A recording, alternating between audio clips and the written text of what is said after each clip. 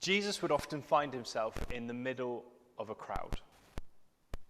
We read time and time again that whatever Jesus was doing, be it moving across a mountainside, walking along the water's edge, a crowd of people would gather round him. Now, I don't know how up to date you are with how popular people live their lives, but often they are used to crowds. In fact, so much so that they will have security to protect them from these crowds.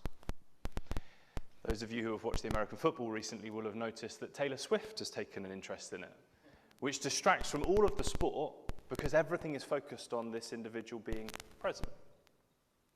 And nowadays, people have realized that with popularity is an opportunity to make money. So at events, you have VIP areas where people pay additional money to stand closer, or meet and greets where people can pay to meet these famous people.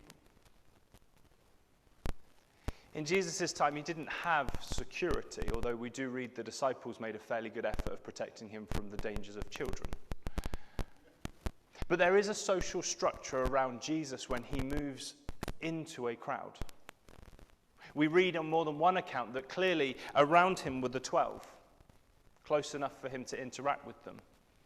Just beyond the 12 would have been the Pharisees and the religious leaders. We know this because they were close enough for Jesus to hear them as they whispered.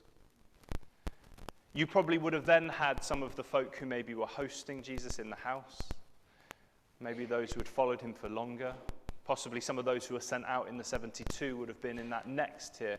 You would have then progressively moved back and back and back as this crowd became, dare I say it, less significant.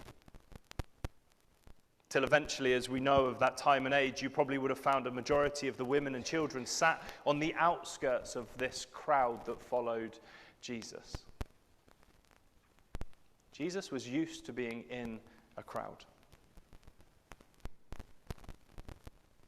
This crowd made sense, with Jesus in the middle of it. And yet, as we move away from Jesus, past the disciples, past those religious individuals, past those of nobility maybe within the community, into those who were in good standing, to eventually the women and children, there would have been a vast gap before the next group of people. I talked recently about the plight of the lepers. But there would have been those who suffered with leprosy who would have never been a part of that crowd. Left on the outskirts of cities, never to mingle with people. There was a social structure, an unwritten rule, a silence that wasn't talked into about the fact these people would never be a part of this crowd. Jesus was used to being in amongst crowds. People felt safe in that crowd. If you have a Bible with you, I encourage you to turn to Matthew 8. Because it's crucial that as we read this passage, we understand the social structures that were in place at Jesus' time. That we understand all that this moment impacts beyond simply the text that we read. So in Matthew 8, I'm going to read from the New Living Translation. Jesus heals a man with leprosy. Large crowds followed Jesus as he came down the mountainside. Suddenly, a man with leprosy approached him and knelt before him. "Lord," the man said, "if you are willing, you can heal me and make me clean." Jesus reached out and touched him. "I am willing," he said, "be healed." And instantly, the leprosy disappeared. Then Jesus said to him, "Don't tell anyone about this. Instead, go to the priest and let him examine you. Take along the offering required in the law of Moses for those who have been healed of leprosy. This will be a public testimony that you have been cleansed." This leper walks into the middle of a crowd. This leper breaks every social rule, every social structure. This leper is creating a hazard. Look at that. He's making me cry. I am looking for qualities beyond sufficient. Do you know how long it took to set up this project? All the grubbling I had to do in front of Senator What's-His-Name's committees? Yes, I know. I am well aware of your efforts. Then throw me a bone. Hodge passed every test we gave him. He's big, he's fast, he obeys orders, he's a soldier. He's support. You know, words of niceness, doctor. When wars, guts.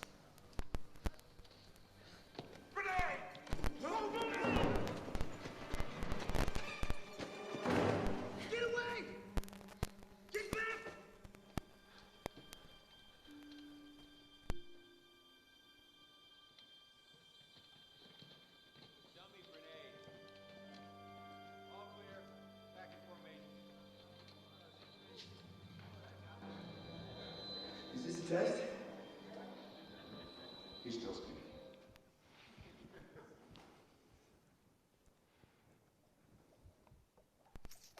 I hope that clip helped to paint a picture of this moment before Jesus. It may seem dramatic to have shown that, but this is a person with a highly contagious illness, an illness passed on by the droplets from the nose and the mouth when in close contact with people. This individual has walked into the middle of a crowd, a hand grenade amongst the religious folk. An incredibly powerful moment that we can often miss the impact of because of the miracle, and we'll get to the miracle. But there is something incredibly significant about the fact this individual was in the middle of the crowd, close enough to be touched by Jesus. Maybe life's a little bit easier for us to understand this now because we have the language to understand things like pandemics. After the effects of COVID, which isolated people, made people ill, forced families to spend time apart, we understand the language of pandemic now. So a man with an illness that ravages the body, that could be transferred from one to another, has just walked into the middle of a crowd, endangering everybody. Endangering everybody. The fallout of this could be massive. The leper's actions risking an epidemic, widespread, uncontrollable, untreatable disease by coming that close to people. He risked his own life and theirs. Nothing stopping an angry mob on the fringes. Nothing stopping people from pushing him away, beating him. This man takes an incredible step. This is an incredibly big moment. It's an incredibly big moment because it's an act of faith that when we take the time to look for, we can see littered through the pages of the Bible. Subtle acts of faith that mean a man who is contagious will step out into a crowd and risk everything because he understood that the reward outweighed the risk. The danger was worth it for a moment in the presence of Jesus. When that man began to set foot on the outskirts of town, as he began to take those steps, they were very deliberate steps of faith. That man instantly, on the fringes of the community, began to walk in faith into the middle of a crowd to be beside Jesus because he had faith Jesus could heal him. He had faith Jesus could change his life. I want us to pause for a second and just understand this leper, this individual. This was a person whose card was marked, whose destiny was outlined already, whose structure of life was predetermined. It was predetermined from the moment that the skin started to discolor, from the moment the numbness set in, as the sores began to appear on his feet. He was already planned out by society. His life was now a dead end. Destined to live on the fringes of a community, an outcast, untouched, unloved, not engaged with by anybody. This illness directly resulted into the life he would now live. His social status, his opportunities, all of that would be dictated to and bound up in this illness. So I wonder what boundaries we see around us now. If we start to use this as a model, what boundaries do we see around us now? That video that we just watched finished with that fantastic line, "He's still too skinny to be a soldier." What boundaries do we see? Children in poverty destined to die before they hit their 20s. Teenagers stuck in a state of delinquency and good for nothing, causing trouble in our community. Families within this community stuck in a cycle of poverty from generation to generation. The elderly condemned to long waiting in the pharmacy and being of no benefit to the society they live in. Children with additional learning needs written off from a young age. Ethnic minorities shipped to other countries. It is fascinating the boundaries that are placed upon people before they even begin. We live in a world built upon boundaries. And the sad thing is, the boundaries are often dictated to other people by people. People find themselves in situations they had nothing to do with and yet are bound by them. If we were to finish there, this would be an incredibly bleak message. And yet we have this passage, this act of faith, a man who was willing to walk into the middle of the crowd of people to be close to Jesus because he believed in Jesus there was another way. He believed in Jesus there was an opportunity for his card to be changed, for his destiny to be transformed. So much so that he took a step through a crowd, being highly dangerous to each individual because he knew the importance of being by Jesus. I'm sure like many of you that have grown up in church, I grew up in church with faith being described by that text in Hebrews. Now faith is the assurance of things hoped for, the conviction of things unseen.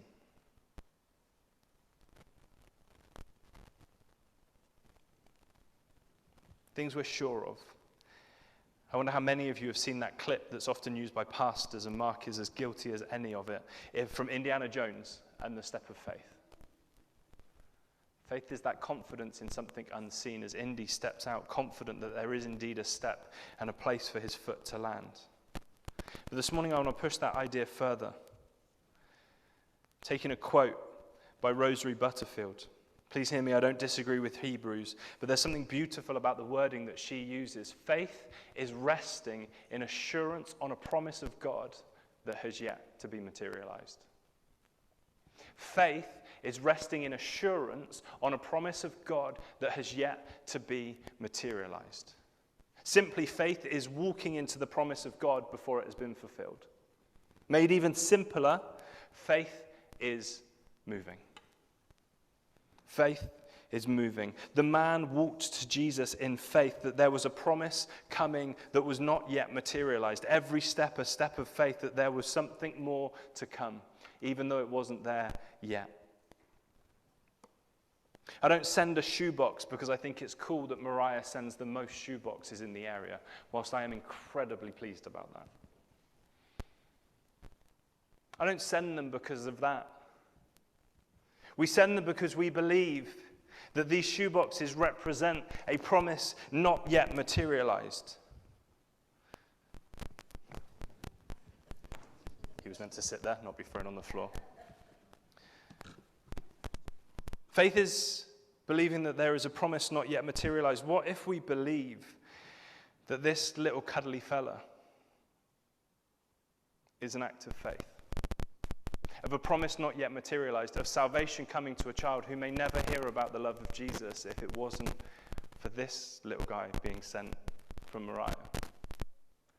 Tim, you're being ridiculous. Probably get lost in the warehouse. The cynic might say. But if we stand resting in the assurance on a promise of God that is yet to be materialized, we can believe that these simple boxes sent from our little chapel in the Welsh Valleys will transform a child's life. It will change a card that has been marked. These children live in poverty. These children are destined to go the same way as older siblings, quite probably to die in their mid-20s. That's the card they have been dealt. And yet we see from the actions of this man, and we see from this incredible wording, that there are promises yet to be materialized that we have the opportunity to begin to walk into. So do we believe that those shoeboxes can make a difference? Do we believe that some of the actions that we take can make a difference, sent with faith, that it will play a part in the path of a journey of a young person meeting God? The man saw in Jesus an unfulfilled promise of healing, a promise of life and life to the fullest. The man knew that a touch from Jesus could change everything, and yet he was being told by his social status he could never get close enough to Jesus. And yet he took a step of faith on the outskirts of society to walk to the middle of the crowd, to stand by Jesus and to ask the question, if you are willing, you can heal me and make me clean.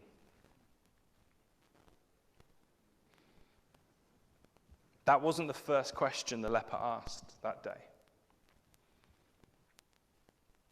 The first question that leper would have asked that day was to himself. Do I believe from here on the outskirts of town that walking to Jesus will make a difference? Because if I don't, I won't do anything. Many of us, the apathy of our faith is that we're just not positive that the promise is coming. So that leper would have asked himself that morning, do I believe that this risk is worth taking? And he would have decided yes. We know that because he ends up walking through the crowd to Jesus. Do I believe that Jesus can change everything? Will I step out in faith? A faith that believes in the promise of God before it has materialized. I'm not going to ask you to respond to these questions out loud, but I want to challenge you. Do you still believe God can change lives? This leper believed Jesus could and stepped out in faith. Do you believe in a God that can break the holds of social boundaries? A God who can shatter the chains of poverty? Because if we do, then we have to respond to this message in the belief that we can step out in faith even before the promise is yet to be materialized. It's easy to walk into something when it's a guarantee. It's faithful to walk in when we trust that God will do all he has said he will do. Before I finish, I said the Bible's littered with these little moments of faith, and I want to take you to one as I close. In John 2, we read that incredible story of Jesus turning water into wine. But there is a moment in which we see faith in action. It doesn't involve walking this time, for those of you that aren't keen on walking. But we see a moment where, that's another good passage, but we see an amazing moment where we see this from Mary. His mother said to the servant, do whatever he tells you. The Bible is littered with moments of faith like Mary's. Do what? Whatever he tells you. What's the result going to be? I have no idea, but I know Jesus and I know that there is something that's coming that is yet to be materialized. So just do what he says. The faith Mary shows in this moment is the pocket of faith that I think for many of us we can get on board with. Because in that moment, Mary is doing exactly what we read, resting in the assurance on a promise of God that has yet to be materialized. Do whatever he tells you, because he's going to tell you something and it will change everything. Do we have that kind of faith to trust Jesus in all that he leads us into? Faith is walking into the crowd. Faith is saying, do all that he says. Because healing is coming, a miracle is coming, a promise is forming in those words and those actions. We want to be people who have a faith that allows us to walk into the promises before they are safely set before us. It's not why we did it, but I kind of like it, and it's going to make a brilliant closing point. But we're going to ask you to bring your boxes on the 19th. Genuinely, it's logistically easier. But I wonder how many of us would have waited before we brought our box just to see if other people were doing it. Because we're like that. I wonder how many of us would sit here and go, I'm really up for coming to that event, but before I sign up, I'm just going to see who else's name's on the list. I don't want to be the only one from Mariah to go. I wonder how much of our life echoes that mentality of, I will get involved, God, if you give me a little indicator that you're going to be using this opportunity. I wonder how many of us are willing to be people that will step out in faith before the promise has materialized, trusting fully that God is a God of his word.